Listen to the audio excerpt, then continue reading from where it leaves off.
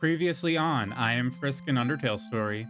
After proving himself to Toriel and leaving the ruins to continue his journey, Frisk entered Snowdin with the goal of finding some way to get free from Flowey's demented time loop.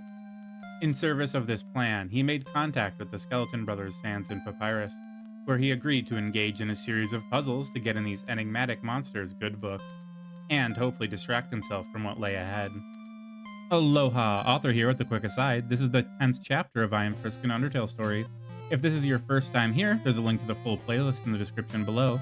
Drop a like and subscribe if you want to see more of this story, and also feel free to ask any questions in the comments below, as I'm a vampire that feeds off engagement. Enjoy! Frisk nimbly wove around flying sheets of ice. Almost immediately after he had continued down the path, he was met with a monster. It was a snowdrake, which looked like some cross between a chicken and a snowflake. He cursed as the snowdrake let out an ice stream that curved and clipped his arm. Frisk really didn't have anything against the monsters here, but without the game system helping him, it was a challenge to pacify them. He knew he should probably just run if he kept taking damage to his aura.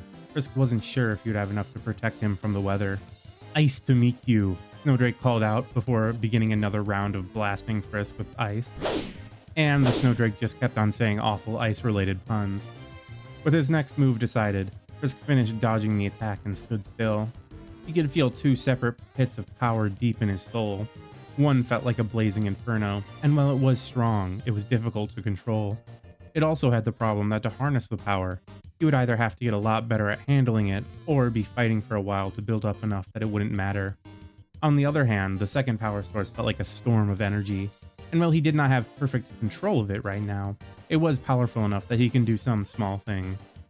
Frisk's left eye lit up a dull yellow and small strings of electricity arced across his aura. His speed now boosted. He dashed straight for the Snowdrake right when he was switching attack. Stopping right in front of the surprised monster, Frisk kicked the snow as hard as he could. This created a small smoke screen that blocked the monster's vision and allowed Frisk a safe getaway. He continued running for a few seconds after the Snowdrake was out of view, looking behind himself to make sure. Thump. Only to trip on a rather large rock that he hadn't seen. Frisk groaned slightly and pulled his face out of the snow, only to immediately see that Sans and Papyrus were standing around 20 feet away watching him. "Wowee!" Papyrus exclaimed. "Sans, is that a human?" He asked, looking at somewhere behind Frisk. Actually, I think that's a rock." Papyrus seemed to be disappointed at that. "But look in front of that rock," Sans pointed out. Papyrus finally seemed to realize that Frisk was lying there. "Oh my god! He yelled out before turning to Sans. Is that a human?" He asked in a whisper, and Sans answered affirmatively. Hello?" Frisk asked questioningly. He wasn't exactly sure what to do right now. "Yes, I finally did it! Once I capture this human, I will become so popular!" He called out into the air before pointing at Frisk. "Be ready, human, because the great Papyrus will stop you. I will then capture you and bring you to the capital where..." He hesitated. "Something will happen to you." Papyrus finished. He then proceeded to grab his cape and give it a flourish before calling out, "Continue only if you dare," before laughing and walking away. Frisk was still in the snow trying to process everything that was Papyrus, but was interrupted by slippered feet appearing in front of his eyes. "Need a hand?"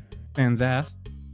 "Thanks," Frisk said as he grabbed onto the skeleton's hand, only for it to fall off, sending Frisk right back into the snow. Sans chuckled. "Don't worry, kid. I'll keep an eye socket out for ya," and walked off into the wrong direction. Frisk looked down at the plastic skeleton hand he was holding and gave a huff. Does he really carry one of these around? Shaking his head, Frisk continued on his journey after getting up and dusting the snow off his clothes. Already having passed both Sans and Papyrus's empty lookout stations, Frisk didn't think much when he came across another on the side of the path, so he had already gotten very close by the time he read the words, "Absolutely no moving." He could barely stop himself before the dog head popped slowly out from behind the post counter. "Did I just see movement?" the dog monster asked out loud. "Because if something was moving, for example, a human, I would ensure it never moves again," he said while scanning the area, utterly missing Frisk, who was right in front of him. Frisk had almost forgotten about the dogs that guarded the way to Snowdin. Months after playing the game, only really Sans and Papyrus stood out during this section. But with this jogging his memory, Frisk could remember a bit about the dogs. They used blue attack, so not moving should make them do no damage. This also translated into them not having excellent eyesight, and relying more on other senses. Finally, they all really liked one thing. What? I've been pet! The dog monster looked around wildly for the source. When the dog had been looking away, Frisk had slowly reached down and pet him. It looked like his memory was correct, or at least just this dog really liked being pet. After a few more rounds of standing still and then petting, the dog retreated behind his station, allowing Frisk to continue forward to Papyrus's first puzzle. The first puzzle, Invisible Electricity Maze. The two skeleton brothers stood on the other side of a large, open square of snow. Now, human, Papyrus spun around and struck a pose. you will have to make it through the deadly invisible electricity maze. Touch the wall of this maze at your own peril, for it will be quite a shock. Frisk stared at the orb in Papyrus's hands, and then back to the electricity maze before finally looking at Sans, who gave him a wink. With a shrug, Frisk took his first step into the maze. Zap! Only for Papyrus to be shocked. Bro, I think the human must be holding the orb, Sans explained. Oh, okay. Papyrus said, and then proceeded to walk through the maze. Here you go, human. Papyrus placed the orb on Frisk's head. Thanks, Papyrus, Frisk responded while containing his laughter. You're very welcome, human. The skeleton responded before walking back to the other side of the maze. Okay, now you must test your mettle. Frisk followed the path Papyrus had taken through the maze by looking at where his footsteps were on the snow. He made it through the maze in about 10 seconds. Incredible, human. You are truly a worthy opponent for the great Papyrus. Papyrus started walking away and pulled Sans with him. Come, Sans, your next trap will surely confuse this human. Second puzzle, Sans' totally amazing trap. It was just a piece of paper with a crossword puzzle sitting on the ground. Sans, where's the puzzle? Papyrus cried out in confusion. It's right there on the ground, bro. Trust me, they'll never be able to get through that, Sans explained as he lazily put his arms behind his head. Frisk walked up and took a look at the crossword puzzle. Taking around 30 seconds, he found all the words, but didn't have a pencil, so he just set it back down. Frisk looked at Sans with a raised eyebrow. That wasn't too hard. Dang, Sans said with some false annoyance in his voice. I knew I should have used today's crossword puzzle instead. Sans, I can't believe you said that. Junior Jumble is easily the hardest, Papyrus argued. What? No, it isn't. That's just for baby bones, Sans argued back. Unbelievable. Human, solve this dispute, Papyrus called out and pointed at Frisk. Frisk honestly had no idea what the jumble even was, but considering the crossword was this easy, I guess the jumble would be harder, he answered.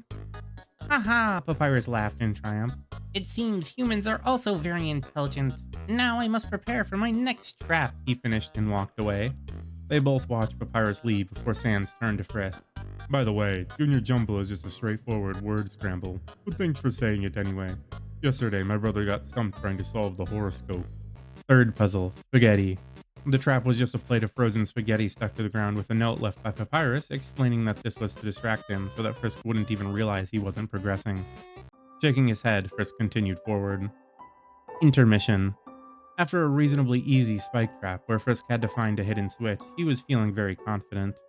Only for him to come face to face with two large dog monsters carrying giant axes. The two dog monsters were also sniffing at the air. We found the source of the weird smell, the dog on Frisk's left said. It makes me want to eliminate it, The dog on Frisk's right said. Frisk dove to the side, right in time to dodge the two massive axes as they slammed into his previous position. Don't touch my hot dog, the more masculine-looking dog yelled out. What? Frisk replied in confusion. His response had allowed the dogs to get a lock on his position. The more feminine dog lunged straight at Frisk, hefting her axe into the air. He means me, She called out and brought the axe crashing down. Frisk managed to get out of the way in time, but he was showered with the snow and dirt that the axe kicked up. Taking this chance, Frisk infused his aura with his justice magic and dodged out of the way as the masculine dog barked out a burst of magical stars that almost connected its position. The feminine dog seemed ready to go in for another attack before sniffing the air. Husband, wait. Re-sniff the smell, She requested. Ah, you're right. The smell is just a puppy that has rolled in the dirt too much. Very sorry for the inconvenience, pup. He finished and they both walked away. Frisk sat down to catch his breath. This place was just weird. Fourth puzzle, X's and O's. Human, This time it was just Papyrus standing there oddly waiting before the puzzle. you took so long to arrive that I've rearranged the puzzle to improve it by making it more look like my face, of course. But in the process, I seem to have changed the solution as well. Papyrus looked a little worried about that. But do not worry, human. The great Papyrus will solve this puzzle in no time. He reassured as his cape flapped in the wind. Meanwhile, feel free to try this puzzle for yourself. It was a relatively simple puzzle, and it only took Frisk 3 tries because he was impatient and messed up the first 2 times. All he had to do was step on some pressure plates in a specific order to make sure to hit them all only once. Incredible! Papyrus applauded. You must love puzzles almost as much as I do. Maybe this next puzzle will be a bit more of a challenge. Papyrus laughed and made his way to the next puzzle. The 5th puzzle, Tile Game. Frisk zoned out as Papyrus explained the incredibly complex rules of the next puzzle. He remembered this one pretty well, and knew that none of it would matter in a second. Well, human, do you understand all the rules? Papyrus asked. It was a very complex game. For example, pink tiles are safe to cross, yellow is electricity, orange makes you smell like orange, blue is water, and piranhas will eat you if you smell like oranges. Or at least that was the gist of it. Yep, ready whenever you are. Very well, behold! Papyrus pulled the lever, and the tiles started to randomize. Frisk knew it would happen, and still laughed as a straight line of pink tiles led straight to the end of the puzzle.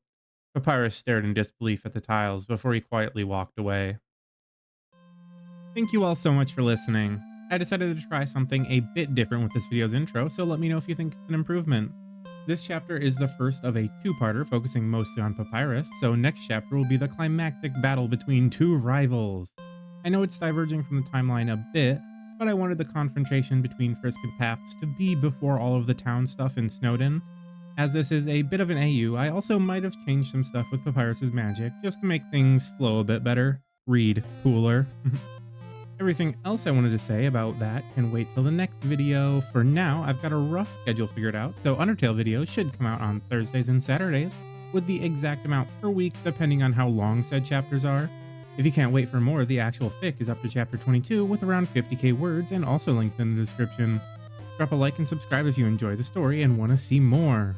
I know this one came out a little bit late, but I did need to finish it, so that's what happened. Adios and have a great rest of your day.